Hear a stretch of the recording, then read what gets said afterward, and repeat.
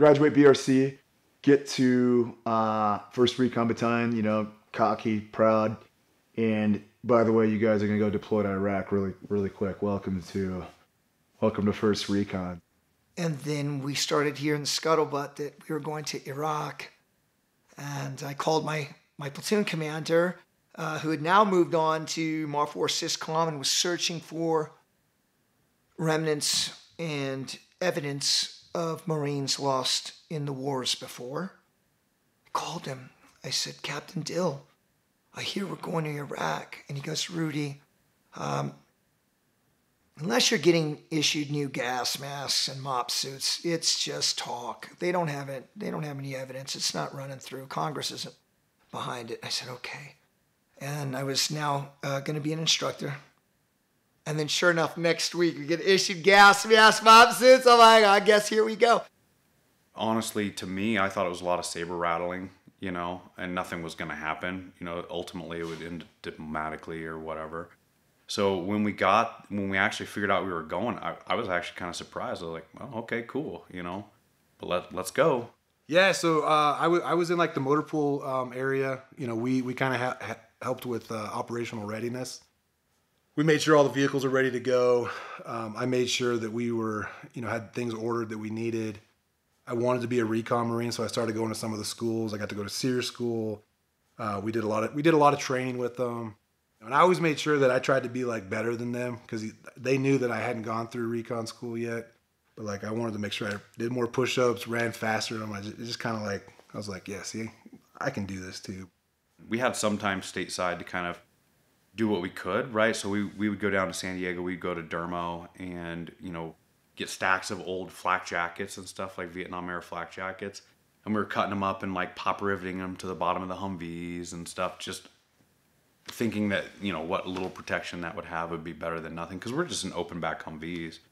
I'm a new recon Marine, and a lot of us are in the platoon. Like half the guys already went to Afghanistan, like as you know, cut their teeth. So it was cool to be with dudes that had been to combat. So it was just exciting, man. I mean, this is what we trained for and went to school for. You know, scary as a young 23-year-old, but you push that fear down, and you were with some studs, man. So I was ready. As ready as I thought I was. We went to March Air Force Base. It was actually the morning that the Columbia exploded. So we're sitting there waiting for our C5, and we're watching TV, and the Columbia explodes, which of course doesn't seem like a good harbinger for us. So we got to Kuwait. We were at Camp Matilda briefly, which is a Kuwaiti Special Forces base. We were there for about, I don't know, 5 days, and we moved to another spot out in the desert. But I was being the new guy. I will say this, you know, and I'm sure some of the other guys have said this, like we obviously didn't have the best of gear. You would have thought like recon, we would have like the latest technology. We went over there with garbage. But yeah, we had to like makeshift everything. We had to makeshift like 50 cal mounts on ship because we didn't have those for our Humvees. I mean, we had to make everything. We were just improvising. And, you know, I mean, I wouldn't have it any other way when I look back on it. It made us resourceful. It made us who we are. That's Marine Corps tradition. Right. Exactly. Yeah. So we were all forming up to lead this blitzkrieg into Iraq that we'd never done before. We work in 5-man teams. Now, in a sense, our gun trucks are an individual person.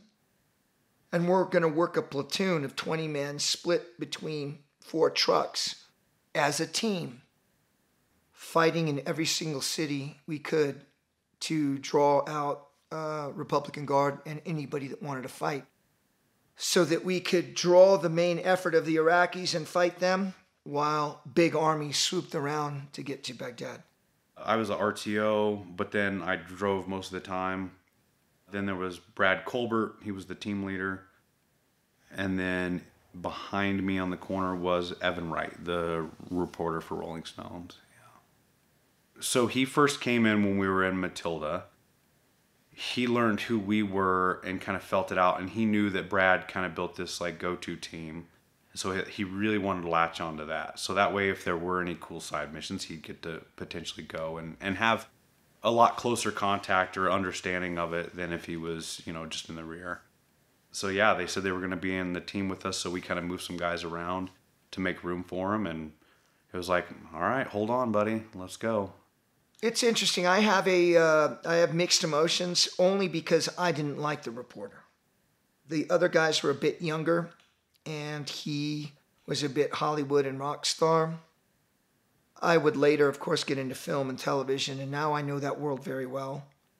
But I was adult enough and mature enough and seasoned enough as a man to not like this guy.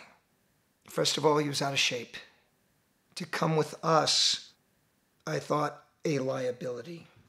Next, he was bragging about working for Penthouse or Hustler. Also, not impressive. You know, working for a porn company is the antithesis of discipline for being a warrior, right? But he had the guts to jump in with us. Of course, he went to the only armored vehicle. That was the lead vehicle with the Blue Force tracker. I was treated very well as an FNG, better than one would expect, I think. It was, just interesting. Again, I'm basically, I'm just kind of tagging along more or less because I'm not a recon Marine. I'm just an extra body. So they would go off and do, various training exercises in Kuwait. And I'm basically back at the tent just keeping an eye on everything, making sure nothing disappears. We got the call to go stage, so we had to roll out there and go stage out in the desert, right? And then Scuds were flying over and this and that. It was kind of kicking off, and we started, the air strikes and stuff, I think. And then, we was out there like a couple days, maybe. Cross the border into Iraq, kicks off. I'll never forget that day. I was a driver and I was very confident in my driving, coming from Kansas off-roading with a Jeep. So I wanted to drive. I'm a control freak. So it was cool. They let me as a young dude. And off in the distance, there's a oil field on fire, and it looks, of course, it's after the Lord of the Rings movies that started coming out, and the Eye of Sauron, it looked very much like that. I mean, black is as dark a night as you can have, and then you got these rockets going out, and then the Eye of Sauron, off in the distance. It was pretty crazy. And we go over, man, and that night we crossed the amount of ammunition and the wrap rounds, artillery, rocket-assisted, propelled artillery rounds just launching into the ether, into the darkness, into Iraq. It was it was Star Wars. It was the craziest shit I've ever seen in my life. And I was on night vision goggles driving, watching all these just stars flying into Iraq, hitting unknown targets. So it was so crazy, man. And as soon as I crossed that berm, and there was this hole in the berm with broken concertina, man, it was so fucking cool. And like smoking tanks already. It was game on, dude. We kept going through like chemical threats, having to put on our MOP suits, these chemical suits. It's 120 degrees, I think, some days, and we're putting all this junk on us. We finally see some Iraqis. It was probably a Bedouin village, these tents out in the middle of nowhere. And I remember just thinking, like, expecting to get shot at any moment, but it's just, just people living their lives. It was, you learn very quickly that, you're not in immediate danger all the time. They're Bedouins. They've got their camels and goats or whatever, and they're just wandering the desert like they've been doing for thousands of years. Probably didn't know what was going on. Probably didn't care what was going on. Just some guys in a truck with a machine gun driving by them, Just almost like they're like gypsies in a way. And they were tribal native, Iraqis that didn't really move into the cities, and they've been doing this since we crawled out of caves, possibly, nomadic lifestyle. Actually, what should, now that I'm older, look more into their lifestyle. But yeah, big tents, camels. And it was the first time I really saw Iraqi people, in the way they dress. It's just so different. It's so different than here in America, as a whole. Yeah, man, can you imagine? I mean, can you imagine that? Just probably not having a TV and just like religiously probably thinking like, what the hell is that in the sky? We would just roll from village to village, sometimes getting in firefights, sometimes not. It depends, just going and then we'd get veered off on some crazy, go look at I need you to go over here. And, it was mass chaos, but we kept rolling. And like the chow truck got burnt down. They had a 5-ton or whatever it was at the time, 7-ton, 5-ton. And it got hit, I think, with an RPG, and all the chow got burnt So we were down eating like one MRE a day for like a long time, you know, and it was, yeah, it was, and we wasn't sleeping, man. We was, you know, we was just rolling so much. Like we were exhausted, you know, just hungry and tired and like getting in fights and rolling. And it was literally like the Wild Wild West sometimes. Immense. Those brothers and I, we didn't sleep for 3 weeks. Logistics were blown up behind us, so now we have no chow. Every man, aside from me in person, every man in the battalion got dysentery. All the way up to Nazaré was pretty uneventful. It was quite beautiful in places, and you know, like wadis and rivers we drive down. It was like off-road as shit. Drove a lot of highways, and then we got to Nazaré, and that's when it changed. And it changed from that day forward. Mile by mile, kilometer by kilometer, like the pucker factor started hitting. But excited for it. And we get to the south end of the city in the daytime and see Jessica Lynch's vehicle. And then at this point, it's the first time I really like looked at buildings as like threats and doorways and shadows and the palm groves, like, you know, driving, trying to look at everything. So, you know, like hypervigilant started to really kick in. Bullets started going down range. You know, you started seeing dead people. You started seeing, you know, people that shouldn't have been killed. It was horrific. It was awesome. It was fun. It was boring. It was all these things, right? It was lots of emotion. At first, it's like, you know, USA, you're the best. Thanks for being here. George Bush is #1 type deal, you know. You know, the kids were cool at first. You know, they were all, you know, we're trying to give them candy and, you know, trying to be, you know, diplomatic. Brad tried to build, for lack of a better term, like a dream team. So that kind of a go-to team. So if anything, you know, like side op or something came up, he would kind of be the go-to team for it. So I was kind of pissed off at Brad, and maybe that comes out in the series in the book too, is because I wanted to be an ATL or even a TL, you know, a team leader or an assistant team leader or whatever somewhere else, but I was the best, you know, radio guy in the battalion. Is there any performance anxiety having someone, you know, looking over your shoulder? No. Anytime that rounds start coming down range, you know, you never rise to the occasion, right? There is no such thing. That's a myth. You always default to your level of training. So yeah, it's just, you're just doing muscle memory stuff and just going through it and do what you're supposed to do. And you kind of forget he's even there, you know what I mean? I mean, there were times when, you know, we would look back to make sure he was okay, like the first big ambushes we got caught in and stuff. But he was fine, and he just kept being a trooper, so. When he got out of the vehicle, we had to dismount and set up some lines. We're in the middle of a pitched battle. He was in shock, and he was standing straight up, and he's like 6'3" or 6'4".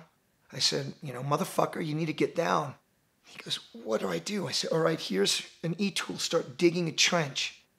And he was so weak and probably so scared, he didn't know what to do, and he was not even breaking the ground. I said, all right, move out of the way. I freaking dug his freaking fighting hole and fucking just lay down in there, you know? And it changed my life because, of course, he wrote the Rolling Stone articles, The Killer Elite, which, by the way, he got the name from me. I talked about The Killer Elite. It was once a movie. It was a movie with James Caan. 71, 72. I just loved the name of it. I said, we're the Killer Elite, you know? The articles turned into the book turned into the miniseries, and because of all that, it changed my life because I was a military advisor and then an actor as myself, playing myself, teaching and training the actors. By the way, to this day, it's renowned, world renowned, as the most accurate portrayal of our global war on terrorism, the culture and the fighting. And really the culture. We had no armor, no nothing, right? We were just rolling. I mean, and you know, using we'd shoot back. That was our armor, you know. And then when I got shot, it was it was an ambush. They set it up good, man. It was like we were supposed to roll in this village. It was dark, and I was the second vehicle in the convoy, right? We go up on the bridge, and I was the lead element for that, and there was zero illume. So even through MVGs, you can't see shit, you know? And so I kept stopping, and I would be like, Brad, there's shit on the bridge. Like, I think there's stuff on it. And he's like, he would glass it, and he'd be like, no, I think we're good, and go. So we kept going until finally then Brad agreed with me that there was shit on the bridge. But by that time, we were already in the kill zone. But we're stuck there because the entire rest of and everyone is behind us trying to push. And, you know, Brad looks over and he sees that there are men in the trees. So he squeals like a bitch, you know, oh, there are men in the trees. And so we're in the middle of this chaotic fucking gun battle that we're stuck in the kill zone for. We can't get out because nobody's going to get out. You know, gun battle happens. The fucking radios are useless because everybody starts keying and wanting to talk. And so I just get out. I'm like, hey, Brad, I'm going to tell these folks to, you know, back up. So I just get out of the Humvee and I start going vehicle to vehicle, kind of telling them, hey, we're stuck. We can't move till you do. I'm going to tell the next guy to move, you know. So I'm walking that way and I meet up with Fick, who's doing the same thing, but coming forward into it. So we have kind of a conversation there. So then I walk back into the kill zone, back into my team and get back in. And yeah, we skedaddle out of that thing. And the only casualty we had out of that was Shawn got shot through the foot, you know. We started turning around, trying to get turned around and get out of there, and they just lit it, you know, like if we stopped here, they were like right over here, they started shooting. We got turned around, and I was in the front right seat, so when we got turned around, now I'm facing them, and I'm like turned sideways, shooting back, and the bullet came through the Humvee and then went through my foot. Rudy there was a bullet hole straight through the windshield. I don't know if he was like looking at me or something, and like the bullet, like when it was all said and done, there was a hole like right where his head was, you know, like I don't know how it didn't hit him. Shawn Patrick, who was my idol, and my brother, he was shot next to me, so now I take over the team. I got a three-man team, including myself. I was shot through the machine guns were shooting down the column. It hit me. You should have killed me right here, but my team leader was hit, so I'm trying to address his wound, and the fire's coming through, and then we've got skirmishes on the flanks, and we're fighting. It was just continuous, and yet jovial, happy, laughing, singing songs in between the bedlam, the chaos, making light of everything we could. We had to. I mean, we saw people on fire. We put people on fire. We freaking blew up tanks. There's so many battles, and so many close calls. I remember pulling the trigger like 5 times, and then my magazine's empty. And in boot camp, you know, this is where I learned about muscle memory in boot camp, and in SOI, the magazines were kept in a magazine pouch on the cartridge belt. But at the time, we're using slightly different body armor, and I've got a magazine pouch up on my chest, just one 3-round magazine pouch, or a 3 magazine pouch. So the gun goes empty, and I reach muscle memory. I reach to my hip to get a magazine, and there's no magazine. And I just remember this moment of panic, like you couldn't fucking believe, like, oh my God, I'm gonna die because I don't have any ammo now. And then it probably lasted 2 seconds, but then I'm like, oh, I got a magazine right here, and I change it pretty quickly. I very vividly remember thinking, I'm gonna fucking die because I don't have any ammo. And then I was like, oh, I do have ammo. So we got put on a 5-ton truck with one guy on security who, I think maybe he was like a junior corpsman or something, I don't know. So they drive us, we had to drive back through a village that we had been through. They make a wrong turn and get lost. So I'm like, dude, I made it through that, now I'm going to get killed because these guys are idiots, you know. We went to a tent hospital, MASH style, probably worse than MASH, in the middle of the desert somewhere, still in Iraq. It's the first place we went, right? I can't walk, right? But I got to go way over here to go to the bathroom. And so they had no crutches, nothing. I had to get 2x4s and build some crutches myself and crutch my butt over to the bathroom. You know what I mean? Our rules of engagement weren't really strong. There wasn't a lot of rules. It was chaotic at times. There were no bases. There were no showers. There were no beds to sleep in. We basically dug a grave every night to sleep in. Not that we even got to sleep at night. It kind of sucked because like I didn't want to leave. I didn't want to leave when I got, but there's like we can't have you right, like you're kind of a liability right now, right? Can't walk, so like we can't. I was wanting to stay, and that was the worst thing is like leaving the guys there, not knowing what's happening, right? So yeah, I get to go back, but they're still over there, not of choice. I didn't want to, right? But I had to. Yeah, we pushed up north to Bakaba. I got into a lot of fighting up there. I saw some crazy shit. We fucking whacked a lot of dudes. There's bodies everywhere. First time I ever seen a human on fire crawling like a zombie. Just crazy, gnarly shit. Bakaba, back down to Ad Diwania at the end. We're stuck there for a month waiting to get back to America. I was there for a month and it sucked ass. Ate a lot of shitty food and wasted away and, winds and fucking rain. And we went like 100+ days without a shower. 120 maybe. I would actually like to know. I swear it's over 100. We're close to it. But a fucking long time. A week without a shower is intense. But 100+ days. We had plenty of time to train and get ourselves together before we deployed over for the invasion. Where, after everything kind of rolled to a halt, sort of, and Baghdad fell and they were looking for Saddam, we were all in Diwania. And of course, who else is in Diwania? The 1st Recon Battalion. And I bump into these dudes again, And some of my buddies that I went to boot camp and SOI with, they were already at Recon. So I bump into them. I'm like, what's up? We catch up. Then when they got home, it definitely made me feel a lot better, right? You know what I mean? Like, because you didn't know, right? I felt like I was letting them down, even though, they won't tell you that, and I know they didn't think that, but you feel that way, right? Like, all of a sudden, you're the team leader, and all of a sudden, you're not there, and those dudes are on their own now, right? And it's not fun. Fast forward, we make it back to America. I thought it was it, personally, man. I thought it was over. I thought we'd never go back. We kicked some ass. Saddam's fucking out. We took over the country. Fucking were heroes. 1st Marine Division had a giant fucking parade in Oceanside. It was so surreal. It was like very parallel to potentially what they went through coming back from World War II, man. I felt like a fucking hero. I felt like we accomplished something on top of the world.